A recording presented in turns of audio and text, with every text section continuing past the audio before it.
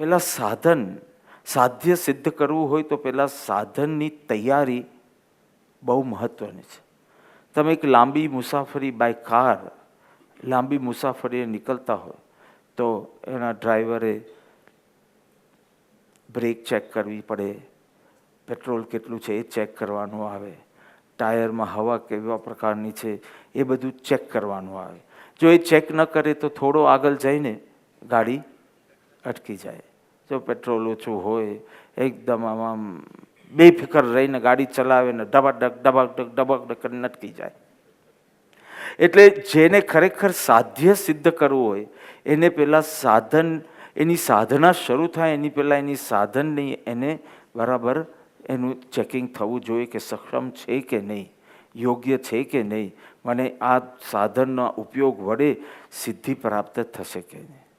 તમે જુઓ શાસ્ત્રીય સંગીતવાળા સ્ટેજ પર ચડે, એ સંગીતજ્ઞો કે જે કહેવાય તો સંગીતકારો કે જે એ ચડે તો પહેલાં અડધો કલાક તો જે કરે ને આપણા માથાનો દુખાવો વધી જાય, અને પછી જે ચાલુ કરે ને તો 3 કલાક પણ ઓછા પડે. પણ એ લોકોને પહેલાં બધું ચેક કરવાનું, બધી તૈયારી કરવાની. તમે એને માઇક ટેસ્ટિંગ કહો, પણ શાસ્ત્રીય સંગીત હોય તો માઇક ટેસ્ટિંગ ઉપર બીજું ઘણું બધું ચેક કરવાનું હોય. પેલો ઠોક ઠોક ઠોક ઠોક કર્યા જ કરે તબલા પર. એવી રીતે તો મોક્ષ રૂપી કાર્ય સામે કિનારે પહોંચવા રૂપ કાર્યમાં સિદ્ધિ જોઈતી હોય તો એના સાધનનું ચેકિંગ બહુ મહત્વનું છે. સર્વ દર્શન, સર્વ ધર્મ, સર્વ સંપ્રદાયો, સર્વ ગચ્છ, ભલે ઘણી વાતમાં એમની ફિલોસોફીમાં તફાવત હોય, પરંતુ એક ચીજમાં સર્વસંમત છે. 4 વાક દર્શનને છોડી દો, એના સિવાય બધા જ સંમત છે કે મોક્ષ એ જીવનનો અંતિમ ધ્યેય છે.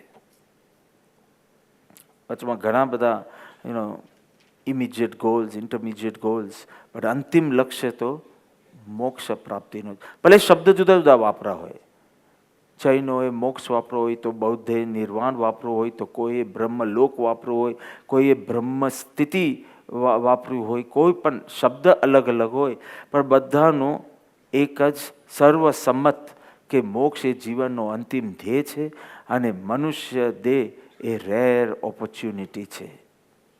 આ અવસર છે કાર્ય કરવાનું. ઠેર ઠેર બધે સત્સંગ, ભક્તિ વગેરે સત્સાધનો થતા હોય, કારણ કે મનુષ્ય ભવ એટલે એક એવું સાધન મળી ગયું છે કે જો એમાં છિદ્ર એના સીલ કરી નાખે તો એ ચોક્કસ આ નાવડી, આ નૌકા તમને સામે કિનારે ચોક્કસ પહોંચાડે.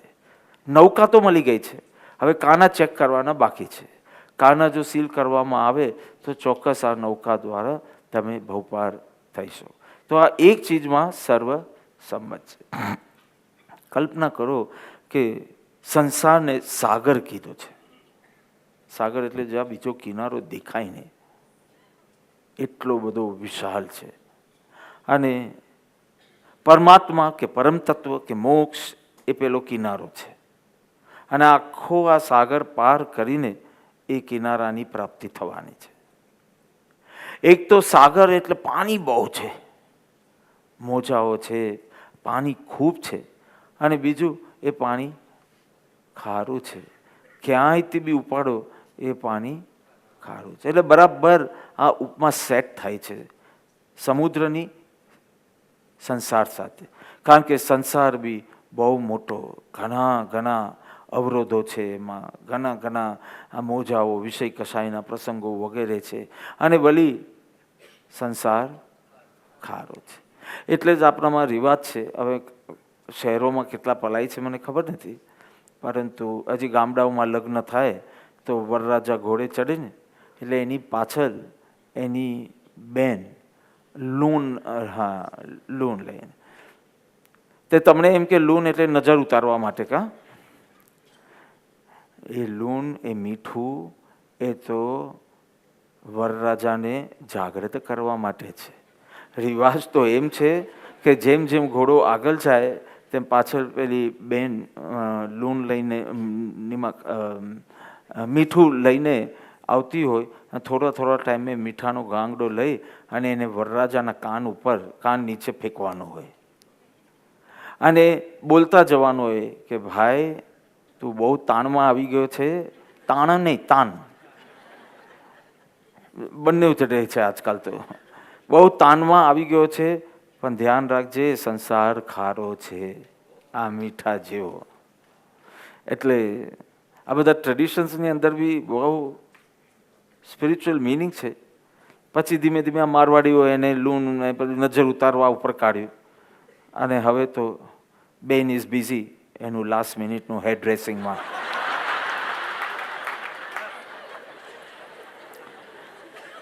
તો આ સંસાર ને સમુદ્ર કીધું એ કેટલું યથાર્થ છે, કારણ કે વિશાળ છે. ધરતી નથી, પાણી છે. ધરતી હોય તો બેલેન્સ રાખી શકો, પાણી હોય તો બેલેન્સ રાખવો માટે ખૂબ સાવધાની, ખૂબ એફર્ટ જોઈએ. વળી મોજાઓ છે, એની અંદર ગમે ત્યારે તોફાનો આવી જાય, બધું બરાબર હોય અને બધું જ બદલાઈ જાય એવું બને. અને વળી ખારો ખારો ખારો, એક ચમચી જેટલું પાણી પણ મીઠું નથી, ખારું ખારું. એટલે કોઈ વાર ત્યાં સાગરની મુસાફરીમાં તમે તરસ્યા રહી જાઓ એવું પણ બને, જ્યાં પાણી પાણી પાણી પાણી છે પણ બધું જ ખારું છે. તેમ સંસારમાં ભ્રમથી એવું લાગે કે ક્યારેક ક્યારેક પેલું મીઠા પાણીનું ઝરણું આવી ગયું એવું લાગે, પણ it's just a passing phase. તમે મને બતાવો ને 6 મહિના સુધી તમે સ્થિર સંસારની પ્રવૃત્તિમાં, સંસાર ભાવમાં રહીને સુખી 6 મહિના બતાવો મને, 6 મિનિટ બતાવો. કારણ કે સંસાર ખારો છે. નાવિક કોણ છે? જીવાત્મા. આ નાવ તો સંસાર સમુદ્રની વાત તો કરી, નાવિક કોણ છે? Who is a sailor? જીવાત્મા છે, જીવ છે. જીવાત્મા પણ કુશળ હોવો જોઈએ, કારણ કે એ જો નાવ લઈને સાગરની મુસાફરીએ નીકળતો હોય તો એને પવનની દિશા, પવનનું જોર, પવન કઈ રીતે આવે તો ષડ કઈ બાજુ પર ખોલવા, એની ઓપોઝિટ ડિરેક્શનમાં ખુલ્લા કરવા, એની ડિરેક્શનમાં ખુલવા, આડા ખોલવા, કઈ રીતે ટર્ન લેવું હોય તો એ એ ષડ સેલ. તો એને પવનનું, પવનની દિશાનું, પવનના જોરનું વગેરે ભાન હોવું જોઈએ. એ ન હોય તો એ પાર થઈ શકે નહીં. પવન ઉપરાંત એને પાણીનું પણ જ્ઞાન હોવું જોઈએ. ક્યારે ભરતી આવશે, ક્યારે શરૂ કરવું, કઈ દિશામાંથી જવું, ભરતી આવે તો કઈ રીતે કરવું, એનું જ્ઞાન પણ એને જોઈશે. વળી રસ્તાનું, માર્ગનું પણ એની પાસે જાણકારી હોવી જોઈએ. દિશાની પણ એક્ઝેક્ટ જાણકારી હોવી જોઈએ. વળી કયા કયા અવરોધો આવી શકે અને એના માટે શું શું કરી શકાય એની પણ પૂરી તૈયારી હોવી જોઈએ. કેટલી બધી તૈયારી એવી હોય કે કોઈ વાર એની જરૂર જ ન પડે આખી મુસાફરીમાં, પરંતુ તમે કોઈ બોટમાં, ક્રૂઝમાં, તમે મજાની ક્રૂઝમાં જતા હો તો તમારે પહેલી જ સાંજના when you board the cruise, 5 વાગે યુ બોર્ડ ધ ક્રૂઝ, અને તમારે ડ્રીલમાં તમારે એ અટેન્ડ કરવું પડે કે આફત આવે તો તમારે શું કરવું. કારણ કે આફત વખતે કોઈ તમારું માર્ગદર્શન કરવા માટે ઊભા રહેતા નથી, બધા દોડાદોડ કરતા હોય છે. એટલે તમે સક્ષમ હોવા જોઈએ, એટલી કુશળતા તમારામાં હોવી જોઈએ. કારણ કે આ પાણીની મુસાફરી છે, પાણીની, હવાની, તો એમાં ઘણી બધી ઇન્સ્ટ્રક્શન્સ આપે. ભલે આપણે કંટાળો આવે તો બી એ લોકો ઇન્સ્ટ્રક્શન્સો આપે જ. આટલું બધું હોવા છતાં પવનની, પાણીની, માર્ગની, દિશાની, અવરોધોની આટલી જાણકારી હોવા છતાં પણ સેલર જાગૃત હોવો જોઈએ. જો એ સૂઈ જાય તો કે હા મને બધું જ્ઞાન છે, આ આપણી જ વાત છે ને. સમજ બી છે અને અજાગૃતિ બી છે. એટલે સમજનો એકચ્યુઅલી કોઈ ફળ મળતું નથી આપણે, અજાગૃતિના કારણે. શરીરને નાવ કીધું છે, સંસારને સમુદ્ર કીધું છે, જીવાત્માને નાવિક કીધું છે અને શરીરને નાવ કીધું છે. જેમ નાવ યોગ્ય હોવી જોઈએ તો ભવપાર થાય. નાવિક પાસે જ્ઞાન છે, નાવિક પાસે ઉત્સાહ છે, જ્ઞાન છે, ઉત્સાહ છે, કલા પણ આવડે છે, પણ સાધન જ બરાબર ના હોય તો કેમ ચાલે? એટલે એ નાવ સરખી હોવી જોઈએ તો સમુદ્રને પાર કરી શકે. એવી રીતે શરીર યોગ્ય હોવું જોઈએ. શરીર યોગ્ય હોવું જોઈએ એટલે 3 રીતે. એટલે કે જે શરીર, જેમ વજ્ર ઋષભ નારદ સંગાયન કીધું, એવા પ્રકારનું શરીર ન હોય તો કેવલ જ્ઞાનની પ્રાપ્તિ થઈ ન શકે. એટલે પહેલાં એ યોગ્ય શરીર જોઈએ. એ શરીર પણ સામર્થ્યવાળું હોવું જોઈએ, સ્વસ્થ હોવું જોઈએ. અને ત્રીજું, એ સંયમમય હોવું જોઈએ. એટલે કે છિદ્ર વિનાનું હોવું જોઈએ, કાણા વિનાનું હોવું જોઈએ. આ કાણા ઉપર તમે કહો તો થોડું વિસ્તાર કરું, કારણ કે આ કાણા એટલે શું એની સમજણ અપેક્ષિત છે આ પ્રશ્ન ઉત્તરમાં. તો પહેલાં તો આ યોગ્ય શરીર હોવું જોઈએ, મનુષ્ય દેહ હોવો જોઈએ, અને વળી એ છિદ્ર વિનાનું હોવું જોઈએ. છિદ્ર વિનાનું એટલે કે કાણા વિનાનું, અથવા તો કાણા પડ્યા હોય તો એને ભરી દેવા જોઈએ, એને સીલ કરવા જોઈએ. કારણ કે કાણા રાખીને તમે ગમે તેટલી મહેનત કરશો ને બધું વ્યર્થ છે. તમે ભટ્ટીઓ કરશો, તમે આ કરશો, તમે વાનપ્રસ્થ થઈ જશો, તમે Raman, when are you giving the houses and all? હા, starting September, October, November, December, January, February, March, April, May, June, somewhere he'll give. તો ધીમે ધીમે તમે આશ્રમાઇટ બની જશો, પણ તમે કાણા બંધ નથી કરીને આવ્યા. એટલે તમે આખો દિવસ ધર્મ ધર્મ ધર્મ કરશો અને બધું જ લીક થઈ જશે, બધો જ પાવર તમારો નીકળી જશે. You are interested in charging and not stopping the discharging of energy. એક આર્ત ધ્યાનનો પરિણામ, એક રૌદ્ર ધ્યાનનો પરિણામ, આ બધા કાનાઓ દ્વારા આ બધું જ પાણી, બહારનું પાણી ભીતર આવશે અને નાવની જે તાકાત હતી એ ઘટતી જશે. અને પછી નાવિક હોવા છતાં, નાવિકને કિનારે પહોંચવું છે એ બધું હોવા છતાં પણ સંસાર પાર થઈ શકશે નહીં. એટલે એક તો યોગ્ય નાવ, અને એ પણ કાણા વિનાની. યોગ્ય નાવ એટલે કે મનુષ્યપણું અમને લઈ લો, સંગાયનને બધી વાત છોડો, અને કાણા વિનાની છે કે નહીં એની બરાબર ચોકસાઈ હોવી જોઈએ. જો કોઈ વોરિયર હોય, એના હાથમાં તલવાર છે, એને જ્ઞાન પણ છે તલવાર કેમ ચલાવવું એ કલાનો એ જાણકાર છે, એને ઉત્સાહ પણ છે, પરંતુ એ તલવાર બુઠ્ઠી છે. કોઈના ગરદન પર મારે તો ટંગ કરીને પાછી આવે, એવી રિબાઉન્સ થાય એવી બુઠ્ઠી છે. તો જો સાધન બરાબર નથી તો એનું બધું જ્ઞાન, એનો બધો ઉત્સાહ, પરંતુ કાર્ય સિદ્ધ ન થાય. એવી રીતે સાધન યોગ્ય હોવું જોઈએ, અને એ સાધનની સંભાળ પણ લેવી જોઈએ, પરંતુ ખાલી લાલન ન થવું જોઈએ, પાલન થવું જોઈએ. લાલન પાલનમાં થોડો ફેર છે. લાલનની અંદર જાણે કે લાડ લડાવવા જેવું છે, અને પાલનની અંદર અનુગ્રહ નિગ્રહ, અનુગ્રહ નિગ્રહ, અનુગ્રહ નિગ્રહ. એટલે તારે એને ભોજન બી આપવું પડશે, પણ એ ભોજનમાં પણ સંયમ રાખવો પડશે, અથવા તો ક્યારેક ક્યારેક એને ભોજન ન આપી અને શરીરને સ્વસ્થ રાખવું પડશે. પછી એને લોકો ડિટોક્સ કે, ડાયટિંગ કે, જુદી જુદી રીતે કે આ ન ખાવું, તે ન ખાવું. એટલે માત્ર લાલનથી નહીં ચાલે, એનું યથાર્થ પાલન થવું જોઈએ. આપણે શબ્દ લાલન પાલન વાપરીએ છીએ ને, પણ આપણે પુષ્ટિના અર્થમાં જ વાપરીએ છીએ કે બાપે દીકરાનું બહુ લાડથી લાલન પાલન કર્યું. પણ લાલનની અંદર ખાલી એની ઈચ્છાઓ પૂરી કરવી છે, અને પાલનની અંદર એને ટ્રેન કરવાનું છે. એટલે જેમ બુદ્ધએ કીધું કે વિનાના તાર એટલા બધા ટાઈટ પણ ના હોવા જોઈએ, અને એટલા બધા લૂઝ પણ ના હોવા જોઈએ, મધ્યમ હોવા જોઈએ. એવી રીતે શરીરને ન ભોગમય ન તપ કરી કરીને એની શક્તિ જ ખલાસ કરી નાખો. શરીરની, મનની શક્તિ જ ખલાસ કરી દીધો એટલે ઇન્દ્રિયોને નુકસાન બી પહોંચાડવાની નથી, ઇન્દ્રિયોને લોલુપી પણ કરવાની નથી. એવા પ્રકારનું પાલન થવું જોઈએ. એટલે કે શરીરનું રક્ષણ કરજે, શરીરનું પાલન બી કરજે, પણ પાલનની અંદર સંયમ આવે. એક્સેસિવ ઇન્ડલ્જન્ટ ઇન સેન્સ્યુઅલ પ્લેઝર્સ એ પણ નહીં ચાલે.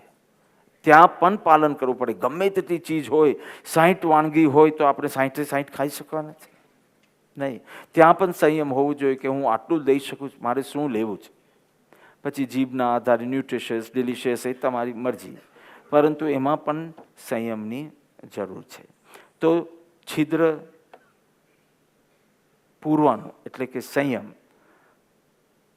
હવે જો નાવ એટલે શરીર, અને શરીરના છિદ્ર પૂરવા કંઈ બેસતું નથી. જો નાવ એ શરીર છે, નાવિક જીવાત્મા છે, પણ નાવ એટલે શરીર. જ્યારે મેં પહેલી વાર વાંચ્યું, મેં તો શરીરના છિદ્રો પૂરવા એમ થયું ને, આ તો નાવ ઇઝ ઇક્વલ ટુ શરીર. તો મને બેઠું નહીં, મને બેઠું કે કઈ રીતે કે અહીંયા શરીર કહીને મનુષ્ય જીવનની વાત કરી છે, તો છિદ્ર બરાબર બેસે. એટલે શરીરના છિદ્ર પૂરવા તો શું પૂરવા? કાન બંધ કરી દેવું, નાક બંધ કરી દેવા, શું? શરીરના છિદ્ર એટલે શું? બાય શરીર ઇટ મીન્સ શરીર, મન, વચન, કાયા ની પ્રવૃત્તિ. મનોયોગ, વચન યોગ, કાયા યોગ, એવું ત્રણેયને મિક્સ કરીને કહો તો મનુષ્ય જીવન. કારણ કે અહીંયા સંયમમય રહેવું, સંયમમય જીવન, તો એ શરીર પૂરતું કેવી રીતે હોઈ શકે? તો મન, વચ, કાયા આ બધાના છિદ્રો છે, એ બધા છિદ્રો પૂરા કરવા. અને અહીંયા કાયા એટલે કાયિક પ્રવૃત્તિના છિદ્રો, વચન એટલે વાણીના છિદ્રો, અને મન એટલે મનના છિદ્રો. મનના કાણા, વચનના કાણા અને કાયાના કાણા. થોડો સમય છે, હું ત્રણને હું કોશિશ કરું છું, ફટાફટ લઈ લો. કાયાના કાણા એટલે કયા? કાયાની કઈ પ્રવૃત્તિને કાણા કીધા છે કે જેનાથી પેલું પાણી, સમુદ્રનું પાણી ધસમસતું અંદર આવી અને ક્યાંક એને ડૂબાડી દે. એવી કાયાની પ્રવૃત્તિના કાણા કયા? છિદ્રો કયા? એટલે કે કાયિક એવા કયા પાપો, કેવી પ્રવૃત્તિ કરીએ તો એ અમને તારવામાં સમર્થ બનતી રહેતી નથી. પહેલું કાયાનું, પછી વચન અને પછી મન. કાયિક છિદ્રોમાં સૌથી મોટું છિદ્ર એ દેવગુરુની આસાધના છે. હિંસાદી પાપ ના કીધું કાયિકમાં, કારણ કે એ કાયા દ્વારા એટલે બધી જ રીતે ઇન્વોલ્વ, મન, વચન અને કાયા. એમાં ક્યાંય બી શંકા, કુશંકા, વિકલ્પો, વિરોધ પરિણામો, આ બધું જે આવે એ મોટામાં મોટું છિદ્ર કીધું છે. એ સૌથી મોટું કાણું છે, એ સૌથી મોટું પાપ છે. એના પછી પંચપાપ અને એના પછી સપ્તવ્યસન. સૌથી મોટું પાપ એ કીધું છે. અને તેથી વ્રતોમાં પણ પહેલું સંકિત વ્રત છે, પછી હિંસા આદિ શરૂ થાય છે. સંકિત એટલે કે પેલા આ કાનું સીલ કરી નાખો, તમારી શ્રદ્ધાને સ્થિર કરો. તમારા પરિણામ એટલા વાયલન્ટ તો ના થવા જોઈએ કે દેવ, ગુરુ, તત્વ પ્રત્યે તમને વિરોધ પરિણામ જાગે. જો તમારી સ્થિતિ એવું હોય, તમારે દેવ ગુરુથી દૂર રહેવું જોઈએ, પરંતુ આ તો ના થવું જોઈએ. દૂર રહેવાની હું તો સલાહ ના આપું, હું તો આદર, ભક્તિ, બહુમાનના ભાવ, પરંતુ જેટલી તાકાત હોય એટલી જ. કારણ કે એનું પાપ સૌથી મોટું છે, એના થકી ઉત્પન્ન થતું પરિભ્રમણ સૌથી મોટું છે. એટલે કાયિક છિદ્રમાં આ સૌથી મોટું છિદ્ર છે. જો કે આ વચનમાં પણ આવી શકે, આ મનમાં પણ આવી શકે, પરંતુ અહીંયા મુખ્યતઃ કાયિક છિદ્ર એને કીધું છે. પછી કીધું હિંસાદી પંચપાપ, અને આમ અપેક્ષા 18 પાપ સ્થાનક બી તમે લઈ શકો, પણ મુખ્યત્વે હિંસા, અસત્ય, ચોરી, અબ્રહ્મ, પરિગ્રહ, સંગ્રહ વૃત્તિ, આ પંચપાપ. જો વિકૃતિ, પ્રકૃતિ અને સંસ્કૃતિ, તમારું જીવન કેવું છે ચેક કરી લો. વિકૃત છે, પ્રાકૃત છે કે સંસ્કૃત છે? સંસ્કૃત એટલે સંસ્કારી, અને વિકૃત એટલે વિકારયુક્ત, અને પ્રકૃતિ એટલે સામાન્ય. ભાષામાં જોઈએ તો સંસ્કૃત, પ્રાકૃત અને વિકૃત. વિકૃત એટલે સ્લેંગ. હજી તો પેલા નાના છોકરાઓને ખબર જ નથી કે યાનું આખું શબ્દ યસ છે.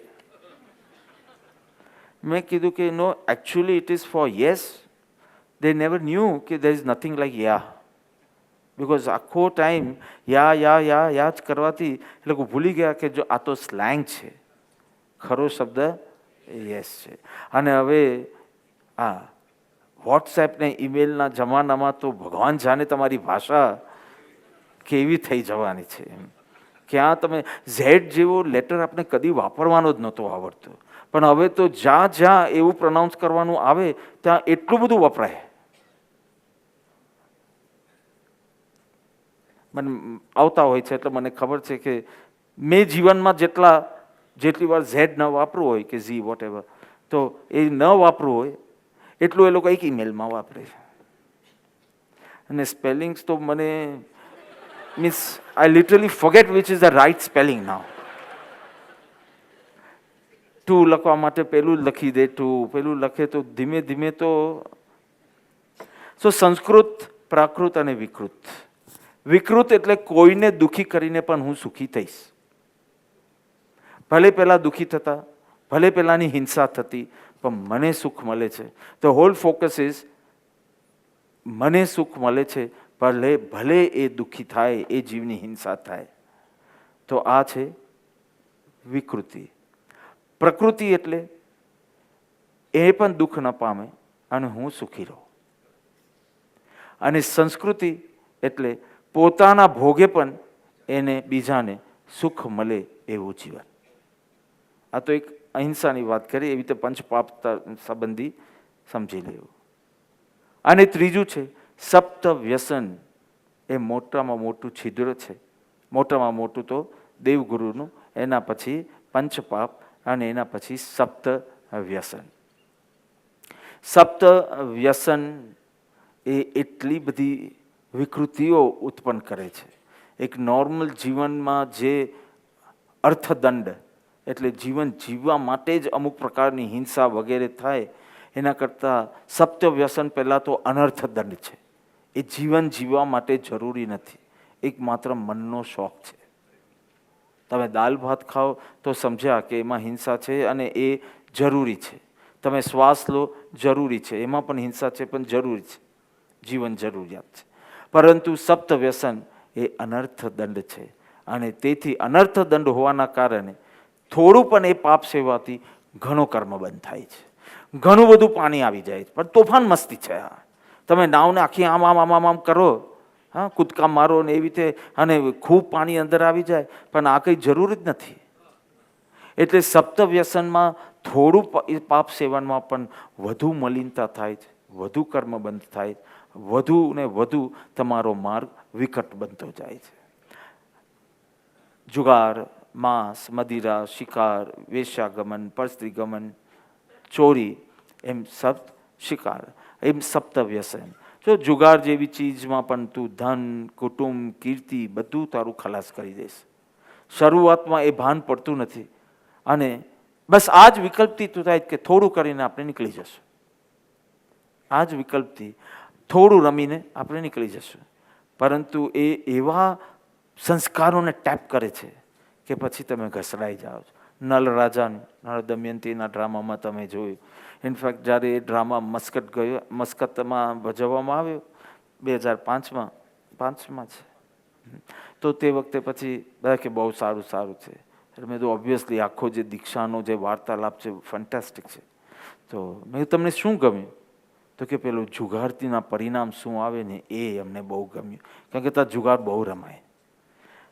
તમે સમજા, જુગારમાં એટલા બધા લોકો ખતમ થઈ ગયા, અને ત્યાં વધારે પેલા ભાટિયા ફેમિલીના હોય અને તેના બહેનો એકદમ એક્સપર્ટ હોય જુગારમાં. બરાબર છે બેન? જુગાર બુગાર રમવામાં એક્સપર્ટ હોય, એમ એ લોકોએ અમને ત્યાં કીધું. તમે એકદમ કંઈક જુદા જ ભાટિયા છો તે. પરંતુ ત્યાં એટલા બધાને પાયમાલ થતા જોયા છે જુગારમાં. ધન, આબરૂ, ઘર, કુટુંબ, કીર્તિ બધું નાશ થઈ જાય. પાંડવોને જો એ વ્રતમાં હોત અને એ જુગાર ન ખેલ્યા હોત તો આ મહાભારત બી બનતે કે ના બનતે. પરંતુ આ એક વ્યસન એ કેટલાના વિનાશનું કારણ બન્યું. એ પરંપરા, એની ચેઇન રિએક્શન્સ પકડાતી નથી સ્ટાર્ટિંગમાં. તમને થાય કે આ તો થોડું મનોરંજન માટે, પછી ક્યાં પેલી લોભ વૃત્તિ જાગે છે અને એ લોભમાં કઈ રીતે ભાન ભૂલાઈ જાય છે કે પોતાની સ્ત્રીને પણ દાવ પર લગાવી દે છે. એ ખ્યાલ આવતો નથી. એમ જ થાય કે થોડું કરીને બધું લઈ લઈશ, થોડું કરીને બધું લઈ લઈશ. તો એવી રીતે જુગાર માંસ એકદમ ક્રૂર પરિણામી બનાવે, દયાના પરિણામ નષ્ટ થઈ જાય વગેરે અનેક શ્રેણિક જો નરક બંધ કર્યો તે એ માંસના કારણે છે. મદિરા પાનથી તારી કાંતિ, તારી કીર્તિ, તારી બુદ્ધિ, તારા સંસ્કાર, તારા વિવેક, તારો સંયમ, તારું જ્ઞાન, તારું કુલ બધું નાશ પામે છે. મદિરા પાનથી યાદવોનો વિનાશ જુઓ ને, કેવું સુખી કુટુંબ હતું, કુલ હતું, પરંતુ એક આ લત લાગી ગઈ મદિરા પાનની અને બધું ખલાસ થઈ ગયું. અને પછી અટકવા માટે કેટલા પ્રયત્ન. પહેલા એ ટેવ જામે એના માટે ઘણા પ્રયત્ન કરવા પડે, કેટલી વખત થૂકી નાખ્યું હશે તે. અને પછી એકવાર એ ટેવ પડી જાય પછી કેટલા પ્રયત્ને પણ એ અટકે નહીં. પછી ગીવ્સ અપ કે હવે જે નુકસાન થવાનું હોય તે થાય. એવી રીતે જ શિકાર, એમાં પણ ક્રૂરતા, ભાન ભૂલે અને દશરથ રાજા જેમ દૂષિત થયા. શિકારનું એ વ્યસન, પેલું શ્રવણ અને શાપ મળે છે કે આવી રીતે તું પણ તરફડશે અને પછી આખું રામાયણ આપ જાણો છો. એવી રીતે જ વેશ્યાગમનમાં પણ કૃતપુણ્ય શેઠ કેવા નિર્ધન થઈ ગયા. પરસ્ત્રી ગમનમાં રાવણ મૃત્યુ પામ્યો. રાવણ વેશ્યાગમનનો એને વ્યસન નહોતું, પરસ્ત્રી ગમનનું, અને તેમાં એને મૃત્યુ નીપજ્યું. ને તો પેલા છોકરાએ ગઈકાલે કીધું ને કેવો હેન્ડસમ લાગે છે રાવણ, કેવો મજબૂત, કેવો, અને સોનાની લંકા અને બધું, અને એ થઈ જાય. એવી રીતે ચોરી, એમાં પણ જો કેટલા પ્રાણ છે, પ્રાણ કેટલા છે મને 11, 10 તો ખરા જ, એ હું ગણાવતો નથી. 11મું પ્રાણ છે ધન. ધન એક પ્રાણ છે. તો એ પ્રાણ જ્યારે તમે કોઈનું ધન લૂંટો છો એટલે કે તમે ખરેખર કોઈનો ધનની ચોરી કરો છો, એટલે એના પ્રાણની જ ચોરી કરો છો. કેટલો બધો ભય, અશાંતિ તારા પક્ષે, સામેવાળાના પક્ષે, કેટલી બધી વિકલ્પોની મલિનતા થાય છે. હવે તમે એને છિદ્ર રૂપે ગણો કે તારા જીવનમાં આ વ્યસનોથી કેટલા છિદ્ર પડે છે, અને એ છિદ્રના કારણે તારું કોઈ વાર ભવપાર થવું મુશ્કેલ પડી જાય. ઠીક છે, શરીરના છિદ્રો માટે તો સપ્તવ્યસન વગેરે તો બીજમ દીક્ષા ગ્રહણ કરનારને બધા હોય નહીં, કારણ કે એ તો કમ્પલસરી કન્ડિશન છે. અને એવું વંચકપણું જો કરે જ્ઞાની સાથે તો એને જ્ઞાની મળવા જ દુર્લભ થઈ જાય. મોક્ષ મળવો દુર્લભ નહીં, સંકિત મળવો દુર્લભ નહીં, જ્ઞાની મળવો જ દુર્લભ થઈ જાય. કારણ કે જે કન્ડિશન હોય, તારી પાત્રતા ના હોય, તું ન લે, પણ આવું જૂઠનું સેવન ના કરે. અને હું તો કહું છું કે લેવાઈ ગયું હોય તો સપ્તવ્યસન છોડી દે, એટલે જૂઠ ના બને. પરંતુ આ બધી મહત્વની કન્ડિશન છે, આ જ બધા છિદ્રો છે.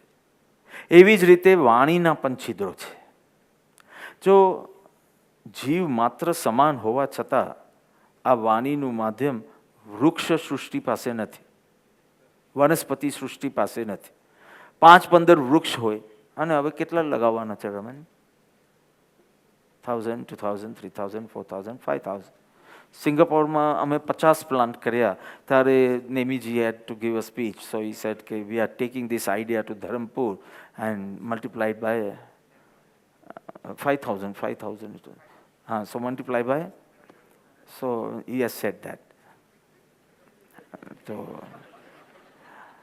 તો આ વૃક્ષ સૃષ્ટિ છે. સંવેદનાઓ છે કે નહીં એ લોકો પાસે? હર્ષની, શોકની, ભયની, તૃષ્ણાની, આ બધી સંવેદના છે. પરંતુ એ સંવેદનાની અભિવ્યક્તિનું કોઈ સાધન નથી. ફીલ કરવાનું સાધન છે, એક્સપ્રેસ કરવાનું સાધન એમની પાસે વાણી નથી. તમે સાંભળ્યું છે છાપામાં 2 ઝાડ આપસમાં ઝઘડ્યા? પાડોશીનું આવશે, બહેનોનું આવશે, પણ 2 ઝાડ ચુગલી કરતા હતા એવું કંઈક સાંભળ્યું છે. નિંદા કરતા હતા કે આ 5 ઝાડ એકદમ ભગત છે, શું ભજન કરે છે, એવું સાંભળ્યું છે. કારણ કે એમની પાસે અભિવ્યક્તિનું અને સંવેદનાનું બધું જ સાધન છે, અને છતાં અભિવ્યક્તિનું કોઈ સાધન નથી. તમે વિચાર કરો, તમે ખાલી 24 કલાક અભિવ્યક્તિ વિના રહ્યો તો તમારું જીવન કેટલું, તમે કેટલી મૂંઝવણ પ્રાપ્ત કરશો. જો બધું ફીલ કરવાનું પણ કાંઈ જ અભિવ્યક્ત નહીં કરવાનું. કેટલાક લોકો હજી ભટ્ટી નથી કરી, કારણ કે મૌન નહીં રહેવાય. ધ્યાન થશે, આઈ ડોન્ટ અન્ડરસ્ટેન્ડ, પણ ધ્યાન થઈ શકશે, પરંતુ મૌન નહીં રહેવાય. અભિવ્યક્ત કર્યા વિના એને ચાલતું નથી. તો આવું તો કેટલો કાલ આવામાં જ તમે ભટક્યા. પછી આવે પશુ સૃષ્ટિ. સંવેદના છે, કોઈ વાર એમની એક ભાષા બી હશે. બે કૂતરા ભસતા હોય તો એ લોકો કાંઈક તો કહેતા હશે એ લોકોની ભાષામાં, આપણે ભલે ન સમજાય. તો અમને ચાઇના ગયા તો અમને કાંઈ જ સમજાતું નથી.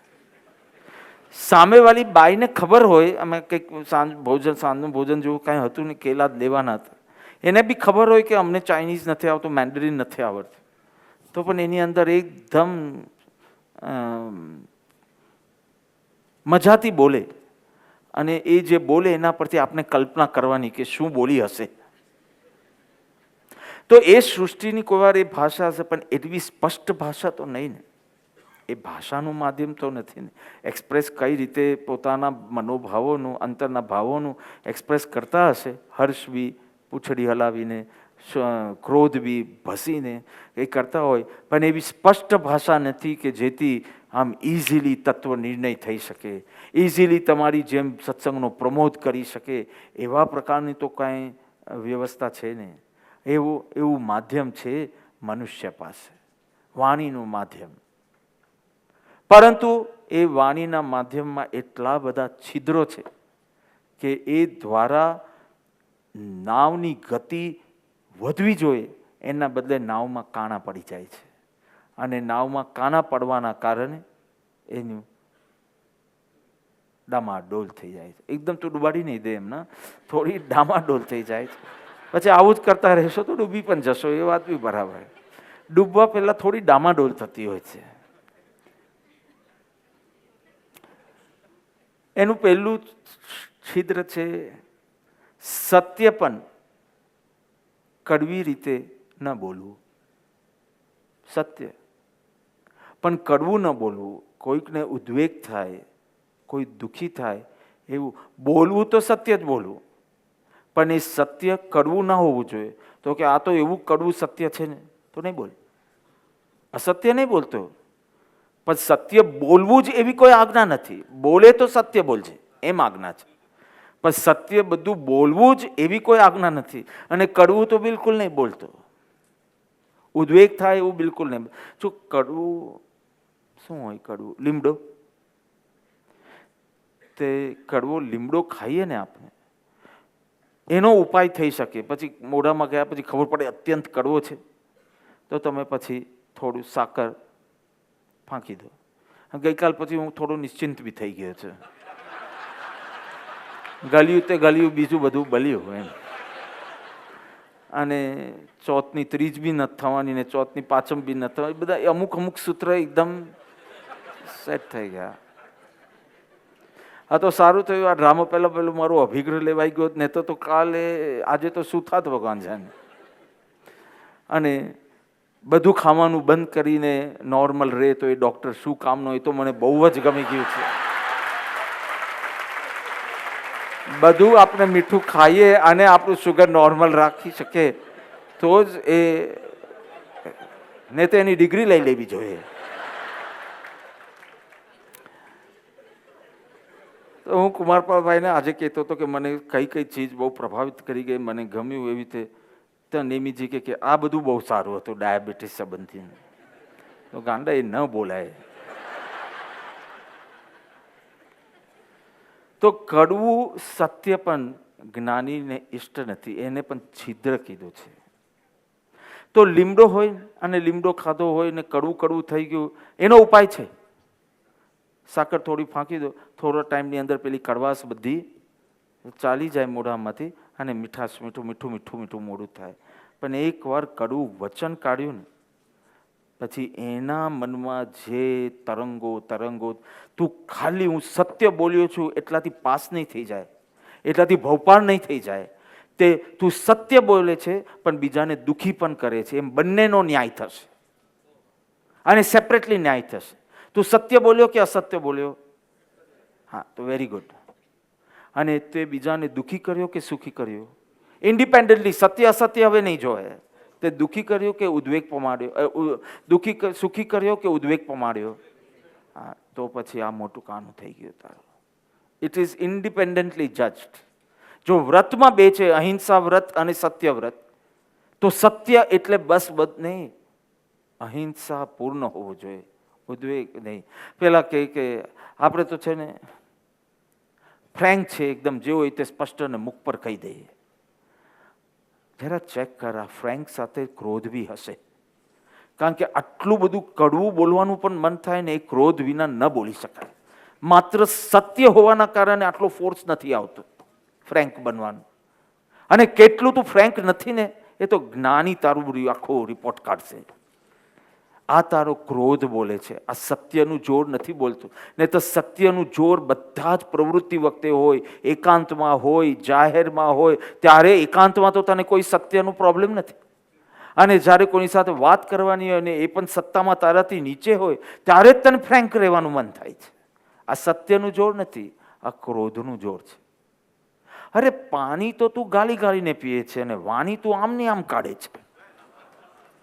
ત્યાં પણ ગળનું બાંધવું જોઈએ ને, થોડો વિવેક તો રાખવો જોઈએ.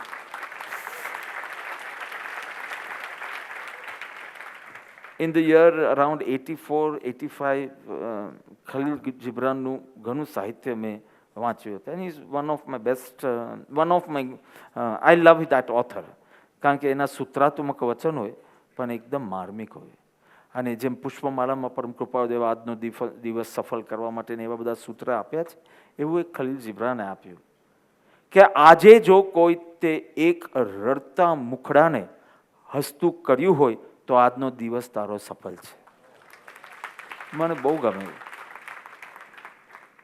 અને આજે કોઈ હસતા ચહેરાને તે તારી વાતોથી ઉદ્વેગ વાળો અને એનો ડિસ્ટર્બ કર્યો હોય તો આજનો તારો દિવસ નિષ્ફળ છે.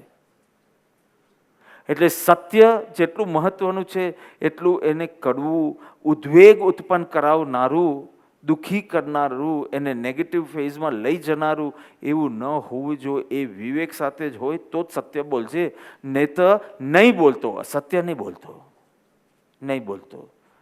આમ તો તારી બહુ સરસ મજાની જોબ હોય ને, અને બહુ સારો તારો પગાર હોય, અને ધીમે ધીમે તને અહંકાર ચડતો હોય ને કે જો મારા વિના તો આ કંપની ચાલે જ નહીં, રિઝાઇન થઈ જા,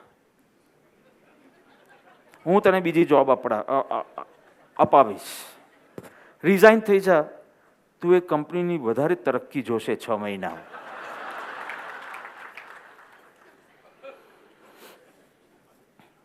તો પહેલું છિદ્ર શું છે? સત્ય પણ કડવું બોલવું એ એક છિદ્ર છે. અને એ છિદ્રને સીલ કરવું હોય તો સત્યને જેટલું મીઠું બનાવી શકાય એટલું મીઠું બનાવીને પ્રગટ કરવું. એટલું ઉપશમ ભાવ, પ્રેમ, મૈત્રી, કરુણા બધું હાજર હોય પછી જ સત્ય ખોલજે તારું. તું ડિસ્ટર્બ હોય કે તું તિરસ્કારના ભાવમાં હોય ત્યારે તારું સત્ય ખોલતો નહીં. બીજું છે જૂઠું ના બોલવું. હવે મીઠું બોલવા માટે તું પાછું જૂઠું બોલે છે. આ બેલેન્સ રાખવાનું છે. આ બંને છિદ્ર છે. કડવું બોલવું એ પણ છિદ્ર છે, અને જૂઠું બોલવું એ પણ છિદ્ર છે. તે બે ગપ્પીદાસ ભેગા થયા. તો એકે કીધું મારા પિતાનો તો એટલો મોટો તબેલો હતો કે એ તબેલાનો એક છેડો ધરતીના પૂર્વમાં, બીજો છેડો ધરતીના પશ્ચિમમાં. એટલો મોટો ઘોડાનો તબેલો હતો. તમે ભેંસનો સમજે? ઘોડાનો હતો. હું કઈ બોલ્યો છું દૂધ સંબંધી કાંઈ બોલ્યો? તો ઘોડાનો મોટો તબેલો હતો કે એવું એક છેડો ધરતીના પૂર્વ અને બીજું પશ્ચિમ. એ બીજા ગપ્પીદાસે કીધું કે મારા પિતા પાસે એક ભાલો હતો, ભાલો, જે એનો એક છેડો ધરતી પર અને બીજો એક આકાશ ને એક પાતાળ. તો કે જાજા હવે ગપ્પા ન માર, આટલો મોટો ભાલો ક્યાં મૂકતા હશે? તો કે તારા બાપના તબેલામાં.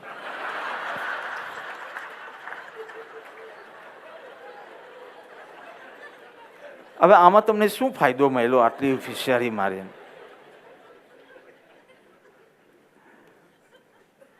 કેટલાક છે ને ગપ્પા મારવામાં થોડો વિવેક હોવો જોઈએ, તો પેલો સાચું સમજે. પેલો કે મને એક એવી મોટી માછલી મળી, બે માછીમાર જ્યારે વાત કરતા કે મને એવી મોટી માછલી મળી, એ બુર્જ ખલીફા જેટલી મોટી હતી. એટલી મોટી માછલી મેં થોડા દિવસ પહેલા પકડી, જાળમાં આવી.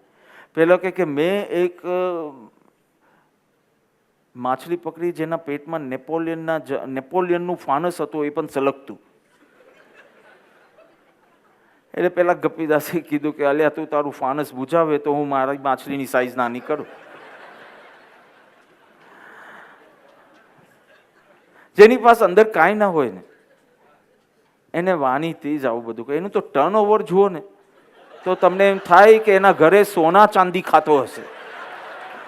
ભીંડાના ફાંફા હોય એને ત્યાં. જૂઠું ના બોલતો તું. ત્રીજું છિદ્ર કીધું, અહિત બોલવું. અહિત થાય તેવું બોલવું. કેટલી વખત છે ને નેમીજી, કેટલી વખત એવો કોઈ હોય ને એટલે આપણે કહે અલ્યા શું સાંભળી લેશે તારી પત્નીને? નામર્દ છે, ઢાંકણીમાં શું ડૂબી જા. અને પેલાનું એકદમ શૂરવીરતા જાગી. આ તે અહિત થાય એવું બોલ્યો. એના રાગ દ્વેષ તે વધાર્યા ને એના સંબંધમાં તે તિરાડ પાડીને આજ તને શું જરૂર હતી?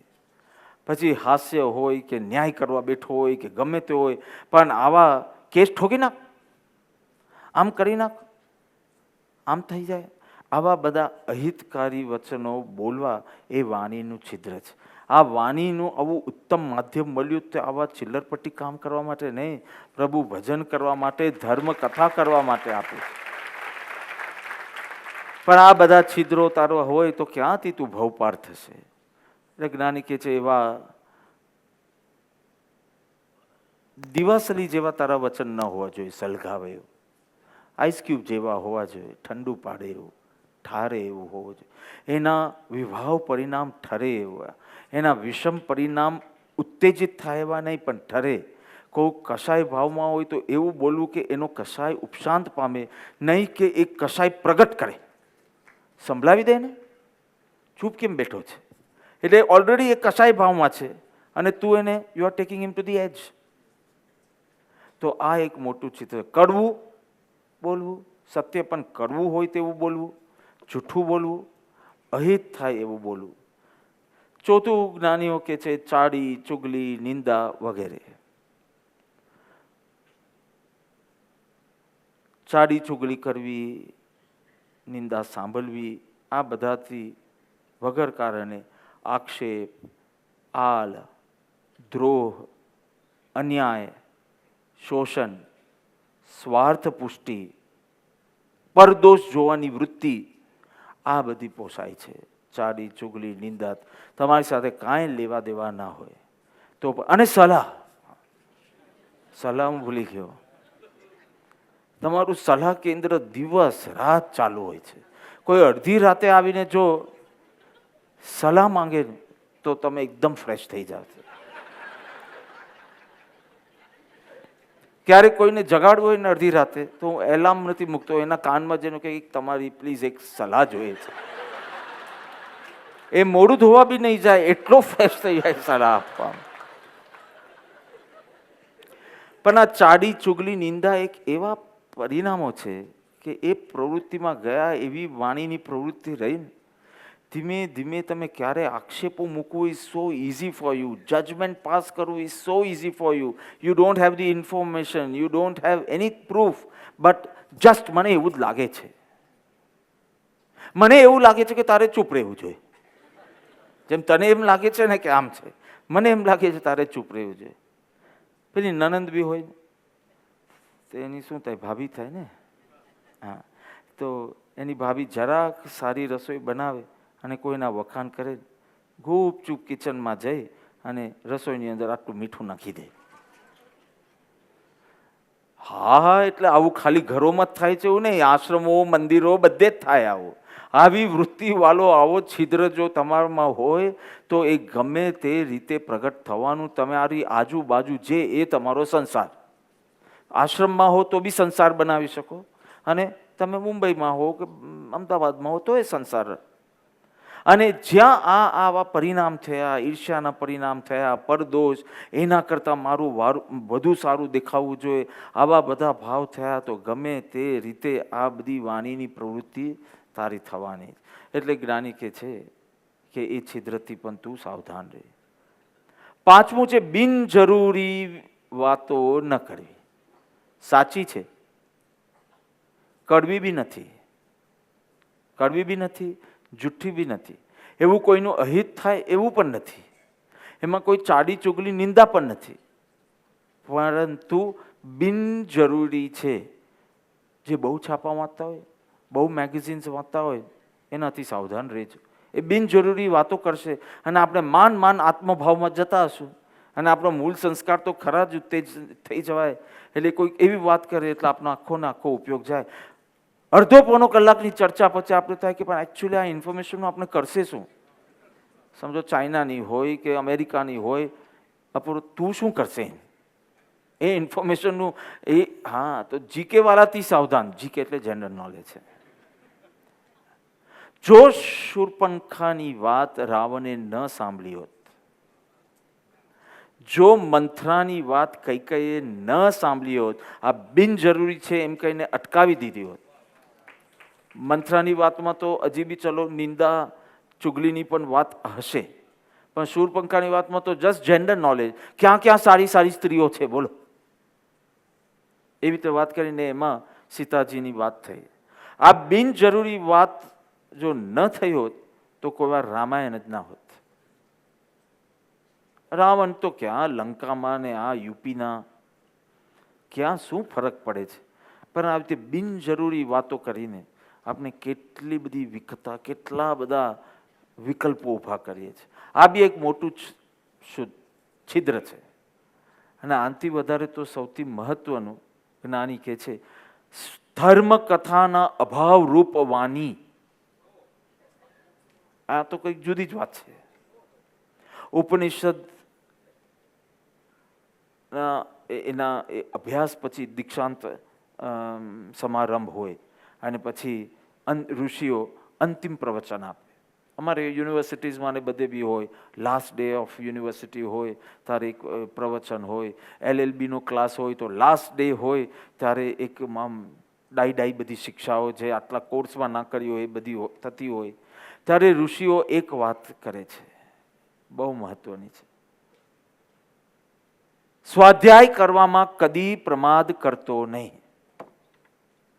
સ્વાધ્યાય કરવામાં, અને સ્વાધ્યાયની અંદર અહીંયા વાણીની વાત ચાલે છે. વાણીવાળો કયો સ્વાધ્યાય? ધર્મકથા. પૂછા વગેરે બી આવી શકે, પણ મુખ્યતા એ ધર્મકથા. ભૂખ્યો રહેજે પણ ધર્મકથા વિના નહીં રહેતો. બહુ ઇમ્પોર્ટન્ટ છે ધર્મકથા વિના. અમારે પણ હવે શુક્રવાર થઈ ગયો, પહેલાં દર શનિવાર હતો. રવિવારના સત્સંગ પહેલાં શનિવારે રાતના SC મીટિંગ હોય. SC એટલે શું? Steering committee. સ્ટિયરિંગ કમિટી તો એ લોકો ક્યાંક બેઠા હોય, 7:30 થી 9 એ લોકોનું જે ડિસ્કશન હોય, પછી 9 વાગે નીચે આવે, 16મા માલે આવે અને પછી અડધો કે પોણો કલાક જેટલું અમે બેસ અને 10-10:30 સુધીમાં લેટેસ્ટ પૂરું.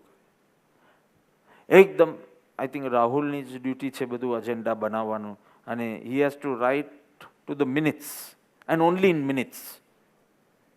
Only in minutes. કોઈ બી ચર્ચા 60 મિનિટની ઉપર તો ના જોઈએ. 15-20 કામ લખે અને એની બાજુમાં લખે હાફ મિનિટ, 2 મિનિટ્સ, 6 મિનિટ્સ. અને ખાસ પ્રેમાર્પિતોનો કહી દેજો, હા તમારો આટલો જ ટાઈમ છે, કારણ કે તમે લાંબુ કરીને કરશો, 6 મિનિટ પૂરી થશે એટલે બેલ વાગશે એન્ડ નેક્સ્ટ પોઈન્ટ સ્ટાર્ટ થઈ જશે. હવે બધા બરાબર કરે છે.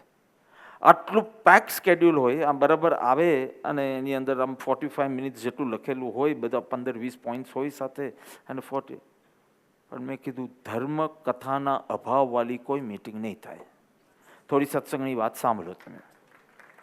તમે એ લોકોને પૂછી જુઓ, કોઈ વાર અડધો પોણો કલાક એ જ ચાલે, પણ કોઈએ એકબીજાના મોઢા સામે જોવાનું નહીં કે હવે આપણું ડિસ્કસ નહીં થાય તો નેક્સ્ટ એસસીમાં થશે. પણ ધર્મ કથાના અભાવવાળી કોઈ સેવા હોઈ શકે નહીં, જેમાં પ્રભુ સ્મરણ કરવામાં તમારી પાસે ટાઈમ ન હોય, સ્વાધ્યાય કરવાનો ટાઈમ ન હોય, એવી મીટિંગ શું કામ નહીં?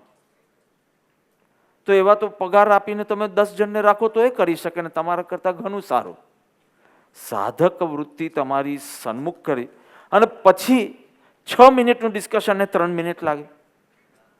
40 મિનિટનું કોઈ ડિસ્કશન લખ્યું હોય તે 8 મિનિટમાં પૂરું થઈ જાય, કારણ કે everything is so clear, because your goal is made clear. This is our experience. 50th યરની મિટિંગમાં મૌલિક બધાને બોલાવે ને એ બધા તો એકદમ યંગ લોકો હોય ને એકદમ આ મિટિંગ પછી બીજી મિટિંગમાં જવાનું એવા હોય, અને હું દિલથી સિંગાપોરમાં મારું આમ સત્સંગ થયો ને મલેશિયામાં આમ, પેલા કે બાપા એ અમે રવિવારે મૂવીમાં જોઈ લઈશું, અમને આપણે કામની વાત કરીએ. મેં તું કામની જ કરું જ ને, કામની વાત શું છે એ તારું સ્મરણ કરાવ છું. એટલે ધર્મ કથાના અભાવ. તમારા ઘરે બુક શેલ્ફ જેવું હોય કે બુક શેલ્ફ જેવું પણ હોય? હા, હમણાં તો એક નવી નીના કીધું દેટ ઇઝ અ ફેશન નો, કે બુક્સ વાંચો કે ન વાંચો પણ એક એનું એક રૂમમાં હોવું તો જોઈએ. અને અમારા રૂમમાં બી કંઈક કર્યું, આમ આમ આમ આમ આમ, અડધી બુક્સ આમ રાખવાની, અડધી બુક્સ આમ રાખવાની, વેરી નાઇસ. તમે ખાલી ઘરે જઈને ચેક કરી આવો કઈ બુક્સ ઉપર ધૂળ જામેલી છે ને કઈ બુક્સ પર ધૂળ નથી જામી. તો જે શેલ્ફ પર ચિત્રલેખા વગેરે હશે ત્યાં ધૂળ નહીં જામી હોય, અને જેમાં ધર્મ ગ્રંથો હશે, ઉપનિષદો હશે, આગમ સાહિત્ય હશે ત્યાં ધૂળ જામી હશે. કારણ કે ધર્મ કથાના અભાવ રૂપ, સ્વાધ્યાયના અભાવ રૂપ એ પણ વાણીનો દોષ કીધો. તમે આવી વાણી કેમ થોડા થોડા ટાઈમે ઉચ્ચારી નહીં? ક્યાંક મળો તો તમે કહો આજનું વિસ્પર કેટલું સારું છે, બસ ખાલી એમાં જ બોલો, શેર ઇટ, બસ. પછી તમારી વાતચીત સ્ટાર્ટ કરો. આ બેન તો કરે છે ને, તમારા ઓફિસમાં તમે કરતા હો છો ને એલએમાં, હા, એ ઓફિસમાં જાય તો શું કરો છો? કાંઈ બધાને શેર કરો વિસ્પર્સ કે એવું કંઈક. You have told me that time. અને સત્સંગનું બી બધું ભેગી કરીને કોર્સીસ લે ત્યાં, એવું બી તમે કીધું છે, રાઈટ?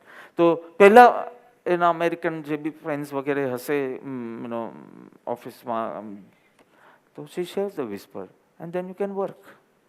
ધર્મ કથાના અભાવરૂપ એ પણ વાણીનું જ છિદ્ર કીધું છે. ખોટું ભલે ના બોલ્યા હો, પણ સાચું બી નથી બોલ્યા તમે. એટલે કે ખરેખર મોક્ષ માટે જે કાર્યકારી છે એ થોડા થોડા ટાઈમે યુ હેવ ટુ.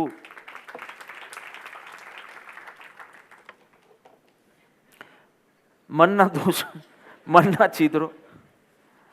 હજી એક સેશન છે કે હમણાં પૂરું કરવાનું છે? અચ્છા, છે તો પછી કઈ વાંધો. મનના દોષમાં પહેલું છે દુર્ધ્યાન, એટલે કે અર્થ ધ્યાન અને રૌદ્ર ધ્યાન. અર્થ ધ્યાન એટલે ઇષ્ટ વિયોગની ચિંતા, અનિષ્ટ યોગની ચિંતા, નિદાન, વેદના, આ વગેરેની આખી જે ચિંતા છે, આ મને મળો મળો મળો, લોભ, તૃષ્ણા વગેરે, આ બધું આવી જશે અર્થ ધ્યાન. રૌદ્ર ધ્યાનમાં આવશે હિંસા, જૂઠ, ચોરી અને સંગ્રહ વૃત્તિ. આ બંને અર્થ ધ્યાન ને રૌદ્ર ધ્યાન એ દૂર ધ્યાન છે. એ થઈ જાય તો બી એને લંબાવવા ન દેવા, એને ટૂંકાવી દેવા. કે ચલો ચિંતા કરવાની હતી 5-10 મિનિટ આપે કરી લે, જેટલી કરી હોય. રડવું હોય તો રડી લે, પણ 11મી મિનિટે you have to change your topic. You can't just stay in this for hours and hours. તારે ઇન્ટેન્સિટી વધારી હોય ને એકવાર રડી બી લેવું હોય તો વાંધો નહીં, અને એને તો પ્રાર્થનામાં રહેવું હોય તો પ્રાર્થનામાં, જે પણ નીકળી જાય. એક 48 મિનિટ્સનું આયુષ્ય છે તંડુલ મત્સ્યનું, ઓનલી 48 મિનિટ્સ એનું આયુષ્ય. મોટી માછલીને આંખમાં પેલી તંડુલ જેટલી, ચોખા જેટલી માછલી, અને આટલું પરિણામ. એ આટલી પણ હિંસા કરતી નથી કાયાથી, પણ આટલા બધા જીવોને કેમ છોડી દેતો હશે આ માછલું? પાણી વડે માછલી આવે છે, પાછું પાણી બહાર જાય છે, નાની નાની માછલીઓ જાય. અને આટલા પરિણામથી પેલું માછલું નરકે જાય યા ન પણ જાય, પરંતુ તંડુલ મત્સ્ય અવશ્ય નરકે જાય. કેટલા? 7. આયુષ્ય કેટલું? તમે એકવાર નોનવેજ ખાઈ લે તો કેટલું પાપ બંધાઈ જવાનું હશે? એકવાર જરા કંદમૂળ ખાઈ લે તો કેટલું પાપ થઈ જવાનું હશે? એકવાર રાત્રિ ભોજન કરી દે તો કેટલું પાપ થવાનું હશે? એની વાત નથી. તું જે તીવ્ર પરિણામથી કરે છે એ તને ચોક્કસ ડૂબાડી શકે. એક જ વખતનું પાપ તને ડૂબાડી શકે. તારે આ પાપ 100 વાર કર્યા હોય તો તું ક્રૂર પરિણામી કહેવાય એમ નહીં માન. એક જ વખત 48 મિનિટ્સ એટલે શું? નોન સ્ટોપ માછલા ખાય ને, સમજાવવા માટે. નોન સ્ટોપ ખાય તો પણ પેલો 7મે નરકે જતો નથી, આવું જે કરતું હોય તે માછલું. અને આ પરિણામની કેવી તીવ્રતા હશે? આટલું દ્રષ્ટાંત બધે અપાય તંડુલ મત્સ્ય. પણ એક પરિણામની ઇન્ટેન્સિટી કેવી હશે કે જે 7મી નરકનું. એટલે અત્યારનો તમારો હિટલર પણ 7મી નરકે ન જઈ શકે, કારણ કે ભરત ક્ષેત્રમાં 5મ કાલે બીજી નરક. એનાથી વધારે તાકાત જ નથી એટલા પરિણામમાં અને કાયિક પ્રવૃત્તિમાં કે એમાં કે એ બીજીથી વધારે કોઈ નરક બાંધી શકે. અને પેલું તંડુલ મત્સ્ય 7મી નરકે જાય તો તમે વિચાર કરો કે પરિણામની ઇન્ટેન્સિટી. નોટ ક્રિયા. And you always want to C કે આપણી ક્રિયામાં એવું કોઈ પાપ નથી કે આપણે નરકે જઈએ. પણ નરકની જેટલી નીચલી નરક છે એ બધી તો તીવ્ર પરિણામનો ફલ છે. તો દુર્ધ્યાન. ફ્રાન્સમાં તો એક રેસ્ટોરન્ટ છે કે જેમાં એટલું બધું પેલું તમારે you have to pay for the say dinner. You are paying for the dinner. છૂટું છૂટું નથી મંગાવતા, you are paying for the whole dinner. અને એટલી બધી વાનગીઓ બનાવી હોય, એટલી બધી વાનગીઓ બનાવી હોય અને એટલી સુંદર રીતે સજાવટ કરી હોય કે તમને બધું જ ખાવાનું મન થાય. અને ત્યાં એક કાઉન્ટર છે કે તમારું પેટ ભરાઈ ગયું હોય પણ મન ધરાયું ના હોય. એવું બને છે કે હજી હૃદય ધરાયું નથી. હા, આઈસ્ક્રીમ ખાશો તમે એટલે ત્યારે તમને થશે કે હવે જગ્યા નથી પણ હજી હૃદય ભરાયું નથી એમ. તો ત્યાં એક કાઉન્ટર ઉપર પિલ્સ આપવામાં આવે કે જેથી તમે જેટલું ખાધું હોય બધું ઉલટી કરી દો અને પછી પાછું ભરો. તમને એડ્રેસ જોઈએ છે? ના, વિશ્વાસ નહીં આવતો એવું લાગે છે તમને. અરે હોય કે ના હોય છોડો ને, આ છે એટલે કહું છું. પણ ન પણ હોય પણ બહેનોને પૂછો ને, પેલું લગ્નનું શોપિંગ કરવા જાય કલાકો. આટલા કલાકો તમે જો સત્સંગ કરો ને તો તમારી કમર દુખવા લાગી જાય છે. તમારા ઘૂંટણના પ્રોબ્લેમ કેટલા બધા તો ચૈતન્ય મુદ્રામાં ઓલરેડી ચાલ્યા ગયા છે. પણ કલાકો તમને આ એક્ઝેક્ટ આ કલરનું મળતું નથી, આ ડિઝાઇન ગમતી નથી, જ્યારે વધારે પેલું જોઈએ અને કલાકો તમે કેટલા કલાક તમે પહેરવાના ફંક્શનમાં અને કેટલા કલાકો. કોઈ ઘરે જમવા માટે આવવાનો હોય તો 7:15 વાગ્યાનો કિચનમાં જાય, 12-1 વાગે જમવા આવે અને જમી કેટલો ટાઈમમાં લે? 20 મિનિટ. અને કેટલો સમય તમે દુર્ધ્યાનમાં કાઢો છો. શરીરની શક્તિ બગડી એનું વાંધો નહીં, પણ મન કેટલું બધું લો થઈ ગયું છે કે હવે ભક્તિમાં ઉલ્લસિત પરિણામ સાથે જોડાવામાં હવે તમને ઘણા દિવસો જોઈશે. એટલે આ રીતે મનના પરિણામો, આ મનની ચાલ સમજો, એની જાળમાં ફસાઈ નહીં જાઓ. તો દુર્ધ્યાન છે. પછી ચિત્તની વિષમતા છે. એટલે હંમેશા ફરિયાદી વલણ રહે અથવા તો દ્વંદ્વમાં ડામાડોલ થઈ જાય. ક્યારેક એકદમ ઉત્તેજિત હોય, એકદમ હર્ષમાં હોય, તાળીઓ પર તાળીઓ પાડતો હોય ને ક્યારેક એકદમ અપસેટ હોય. શું બનાવ્યું છે આજે? ખીચડી. ખીચડી. આટલું બધું શું થઈ ગયું? ખીચડી ખોરાક નથી?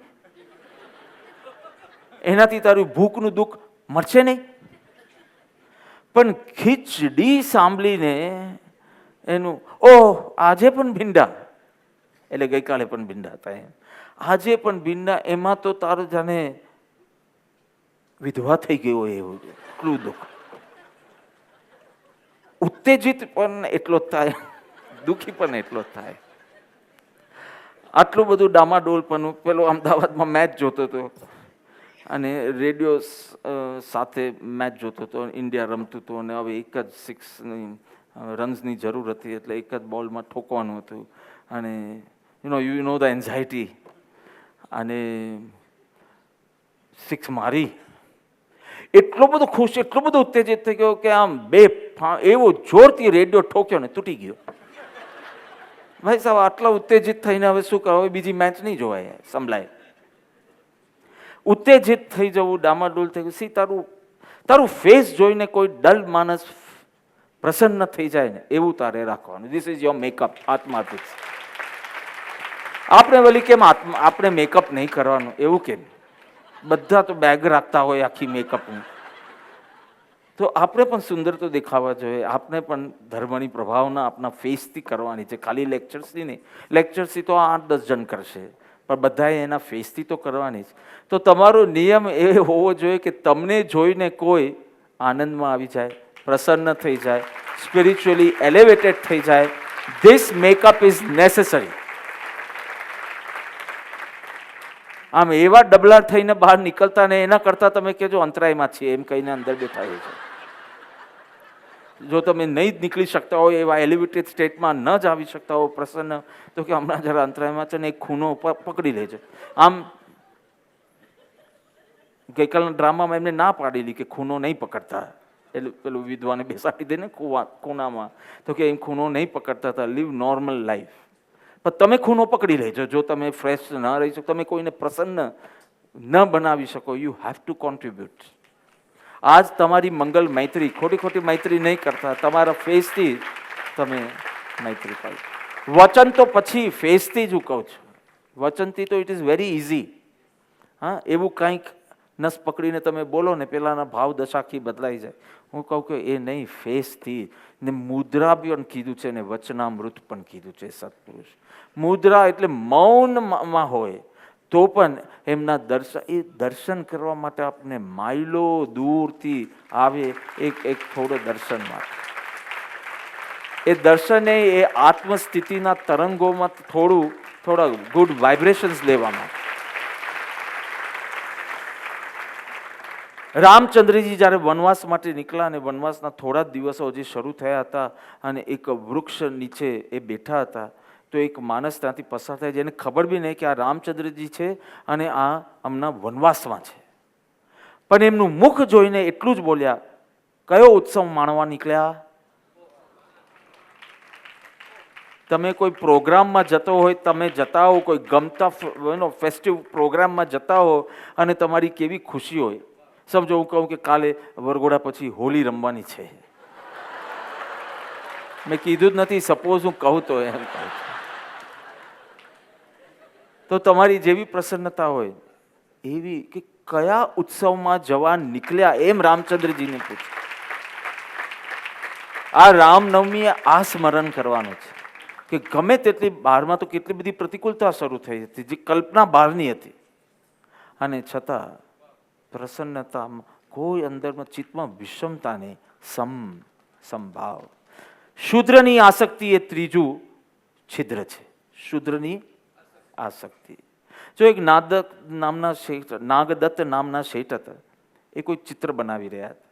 એટલે જે પેલું પેઇન્ટિંગ કરતો હતો એને કહે છે બહુ સારા રંગ પૂરજે, સોના ચાંદીના રંગ પૂરજે કે જેથી વર્ષો સુધી ત્યાં રહે. સોના ચાંદીના રંગ. ત્યાંથી એક જ્ઞાની પસાર થતા, હાસ્ય તો નો કસાય છે, એટલે એક બ્રોડ સ્માઇલ આપી. નાગદત્તે કીધું કે આનું પ્રયોજન, કારણ કે જ્ઞાનીની પ્રત્યેક ચેષ્ટા પ્રયોજન વાળી હોય, એટલે કે અમે તો સંસારી છે ને અમે આવું કહીએ એમાં ખોટું શું છે? તો આપનું આ સ્મિત કરવાનું, બ્રોડ સ્મિત કરવાનું કારણ તો કે છે મારા જ્ઞાનમાં, મારા અવધિ જ્ઞાનમાં એમ જણાય છે કે તું 7 દિવસમાં મરી જવાનો છે. એટલે આ તારા સોના ચાંદીના ચિત્રો તો ટકશે પણ તું નહીં ટકે. એટલે જે આસક્તિ, જે ચિંતા શુદ્ર બાબત થાય છે એને બદલે એની અનિત્યતા, એની અસારતા એવી ભાવના બાળવી અને અસંગતાનો તારે અભ્યાસ કરવો જોઈએ. એટલે આ શુદ્રની આસક્તિ, સાવ તુચ્છ ચીજની આટલી બધી તીવ્ર આસક્તિ, આમ ચટણી ફર્સ્ટ ક્લાસ છે. અરે આ કેટલા બધા બોન્સ મસલ્સ હલી ગયા તારા આ ચટણીમાં. આટલું બધું આમ ચટાક બોલે, કેવું બોલે, આટલી બધી આસક્તિ શૂદ્રની, એ માણસ બહુ તુચ્છ છે. નાની નાની વાતમાં નાનો કોઈ જોક ક્રેક કરે ને આહા હા હા, એની કે શૂદ્રની આસક્તિ વેરી ફની, વેરી ચીપ. ચોથું છે મનની નબળાઈ, નેગેટિવ. બહેનો, ગિલ્ટ, રિગ્રેટ, નિરાશા, low confidence, low self esteem, doubt, fear, આ બધી નેગેટિવ મોટા છિદ્ર છે. એટલું બધું પાણી આવી જશે કે અપૂર્વએ જેમ કીધું ડૂબી જ જશે. એનું ડામાડોલનું સ્કીપ કરી દઉં છું હવે. આ બધા તો એટલા મોટા કાણા છે કે સીધું ડૂબી જ જાય. નિરાશા જોવી નહીં, સંવેગપૂર્ણ. તો કે ક્યાંથી સંવેગપૂર્ણ રહે?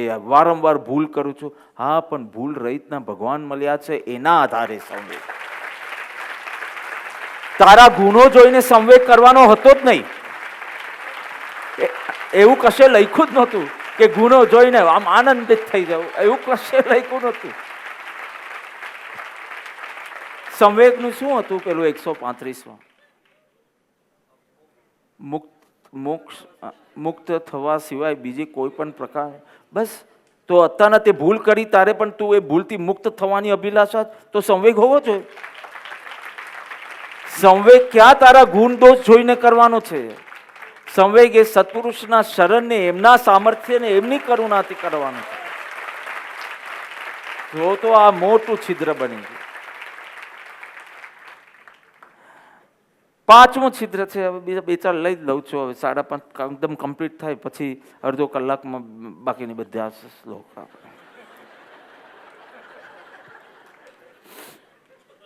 તમે મારા બંને રૂપ જુઓ.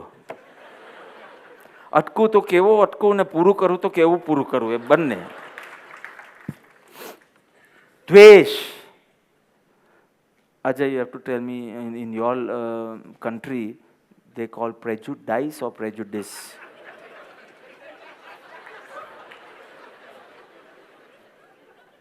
Don't ask this Boston person. You answer from your country. Prejudice. Chalo. I don't know what is the real thing, even I forget. બહુ કન્ડિશનલ થઈ ગયો હોય તું. Preconceived notions, conditional, judgmental. તમને કોઈ વ્યક્તિ માટે એક અણગમો છે, એવું કોઈ છે કોઈને? બીજા બધા મુક્ત છે તો સારું. કાંઈક થોડો અણગમો હોય ને, શરૂથી જ અણગમો તો છે જ. હવે કઈ બી વાત કરે ને, એ બિચારો એકદમ નિખાલસ ભાવે કોઈ જોક ક્રેક કરે છે. પીજે, તમે જોક વિશે નથી બોલી રહ્યા. તમારી અંદર ઓલરેડી જે તિરસ્કાર છે, જે દ્વેષ રૂપે છે, ક્રોધ રૂપે નહીં, દ્વેષ રૂપે છે, એ અણગમો છે ને, એનાથી તમને તિરસ્કારનો જ ભાવ જાગે છે. એના માટે ધિક્કારનો જ ભાવ જાગે છે. પછી એના માટે કોઈક વાર ગુસ્સાનો ભાવ જાગે, વેરનો ભાવ જાગે, કોઈ વાર હિંસા સુધી પહોંચી જાય. હિંસા એટલે કે ચાકુ જ ઘુસાડવાનું છે એમ નથી, વાણીથી પણ હિંસા થઈ શકે. પણ આનું મૂળ એ છે કે so much you are conditioned, you are so much judgemental. અને એકવાર તમારા આલ્બમમાં એને વિલનનો રોલ લીધો હોય, એને કદી તમે હોલિવૂડ બોલિવૂડમાં એવું બને છે કે જેને વિલનના કામ કર્યા હોય હીરોના કામ કરતો થઈ જાય, પણ તું નહીં થવા દે. આટલું તો શીખ.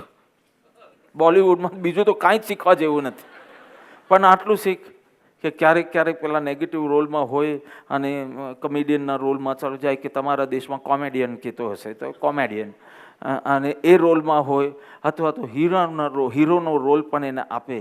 પણ તું એકવાર જેના માટે તિરસ્કાર, અણગમાનો ભાવ કરે, પછી એની કોઈ વાત તને ગમે નહીં, એની કોઈ પ્રવૃત્તિ તને ગમે નહીં, એનું કશું જ તને ગમે નહીં. એ જીન્સ જે પ્રકારનું પહેર્યું હોય ને એવા જીન્સનો તું ત્યાગ કરે.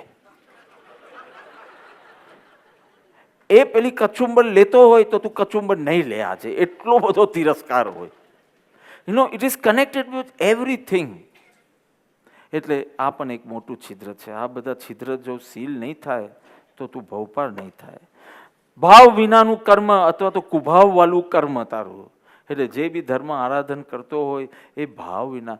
દાળ બહુ મસાલા નાખ્યા છે, ખાલી મીઠું ભૂલી ગયા છે, તો એના કરતા આયંબીનું પચકાન ન લઈ લે. નહીં, એ રસગુલ્લું વિધાઉટ રસ. રસગુલ્લામાંથી રસ માઇનસ કરીને જુઓ કેવું લાગે, ખાવા જેવું લાગે Gullu. How does it sound? Your ભક્તિ વિના ભાવ, ભાવ એટલે રસ. ભાવથી આજે કરી નથી તો તમારે કહેવાનું આજે પોણો કલાક ગુલ્લા ખાધા ખાલી. C how it sounds. અથવા તો કુભાવ સાથે કર્યા. હમણાં 2 દિવસ પહેલા કોઈ સિંગરનો મેસેજ કે ફોન કે કાંઈક કોના ઉપર આવ્યો? તારા ઉપર કે તારા ઉપર આવ્યો, મૌલિક ઉપર આવ્યો. કોઈ પ્રસિદ્ધ સિંગર છે કે નૌકાન મંત્રની કોઈ નવી સીડી બનાવી, તો કે મારે બાપાજીનો ફોટો એના ઉપર પ્રિન્ટ કરવો છે સીડી ઉપર. તો બધું આ લોકોનું બધું પરમિશનનું બહુ હોય ને, એટલે પરમિશન માંગીએ. એટલી જ ચર્ચા એને કરી કે પહેલાં તમે બધો ફોટો બધું મોકલો, કારણ કે બાપાજીનો ફોટો હોય અને ઉપર તમે મનોવાંછિત ફળશે એમ લખશે તો નહીં ચાલે.